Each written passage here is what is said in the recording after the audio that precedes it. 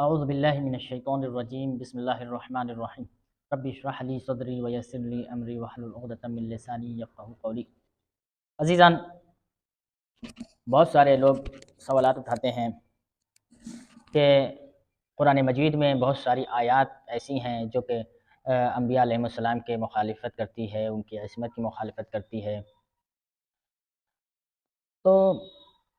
جیسے ایک آیت ہے کہ وَعَصَىٰ آدم ربہ فغویٰ، یہ ایک آیت ہے کہ بس جو اس کا ترجمہ کرتے ہیں کہ آدم علیہ السلام نے اپنے پروردگار کی معصیت کی اور وہ گمراہ ہو گئے۔ تو عزیزان گرامی، بہت ساری جو لوگ یہ سوال کرتے ہیں، جو اس کا ترجمہ کرتے ہیں، اس طریقے سے کرتے ہیں، جو ادبیات اور جو بلاغت ہے، فصاحت ہے، ان کے بارے میں ان کو اتنا علم نہیں ہوتا ہے، وہ اس طریقے کا ترجمہ کرتے ہیں، اور جو پوری طریقے سے قرآن کی گہرائیوں میں جاتے ہیں اور جو فصاحت و بلاغت عربی ادب جو حاصل کرتے ہیں اور کون سا معنی اس زمانے میں اخذ کیا جاتا تھا اس لفظ کے، اور آج کل زمانے میں کیا اس کا معنی لیا جا رہا ہے، سب سے بڑا فرق ہے عزیزان۔ اس زمانے کی بات ہو رہی ہے، پروردگار عالم نے جو لفظ استعمال کیا ہے، آیا اس لفظ کا جو معنی اس زمانے میں استعمال ہوتا تھا وہ کیا تھا؟ آج کل کے زمانے میں اس لفظ کا کیا معنی اخذ کیا جا رہا ہے اور کیا استعمال کیا جا رہا ہے؟ عزیزان، بہت فرق ہے۔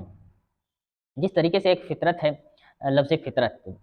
ابن عباس جو کہ قرآن کی تفسیر لکھ رہے تھے، ان کو سمجھ میں نہیں آیا کہ یہاں پہ فطرت اللہ التی فطر الناس کی جو فطرت ہے اس کے کیا معنی ہیں، کیونکہ قرآن مجید جو ہے عام لوگوں کے لینگویج جب اس زمانے میں چلتی تھی، جو لوگ جس لفظ سے آشنائی رکھتے تھے اسی لفظ میں خداوند عالم نے قرآن کو اتارا ہے۔ تو پھر ان کو معلوم نہیں ہوا، پھر ایک مرتبہ جا رہے تھے کسی صحرا میں، دیکھا کہ دو لوگ لڑ رہے ہیں آپس میں، کیا لڑ رہے ہیں، اور وہ کہہ رہا ہے کہ انا فطرتھا، وہ کہہ رہا ہے کہ انا فطرتھا۔ تو ابن عباس نے پوچھا خیر ماجرا کیا ہے، کیا وجہ ہے کہ آپ یہاں پہ لڑ رہے ہیں؟ تو انہوں نے کہا کہ ایسا ہے کہ میں نے جو ہے اس کنویں کو کھودا پہلے، یہاں پہ ترجمہ جو ہے میں نے کھودا اس کنویں کو، وہ کہہ رہا کہ نہیں میں نے کھودا، یہ میرا ہے، تو وہ انا فطرتھا کہہ کر کے لڑ رہے تھے۔ تو یہاں پہ ابن عباس نے معنی اخذ کیا فطرت کا، کہ فطرت کے یہاں پہ معنی کو سمجھا کہ یہاں پہ جو لفظ فطرت ہے وہ الگ ہے، لیکن جو بعض لوگ جو اس کا جو معنی کرتے ہیں وہ الگ کرتے ہیں۔ تو عزیزان، یہ جو ہر زمانے میں ہر دور میں ایک لفظ کے جو معنی ہیں وہ تبدیل ہوتے رہتے ہیں۔ تو عزیزان، جو قرآن میں اللہ نے ارشاد فرمایا کہ وَعَصَىٰ آدَمُ رَبَّهُ فَغَوَىٰ، اس کا ترجمہ یہ ہے کہ آدم علیہ السلام نے اللہ کی نصیحت کو نہیں مانا اور راحت سے بے راہ ہو گئے۔ کیا ہے؟ راحت سے بے راہ ہو گئے، یہ ترجمہ ہے جو علماء حق نے اس کا ترجمہ کیا ہے۔ ایک چیز غور کریے، کسی کام کا جب واجب ہو جاتا ہے،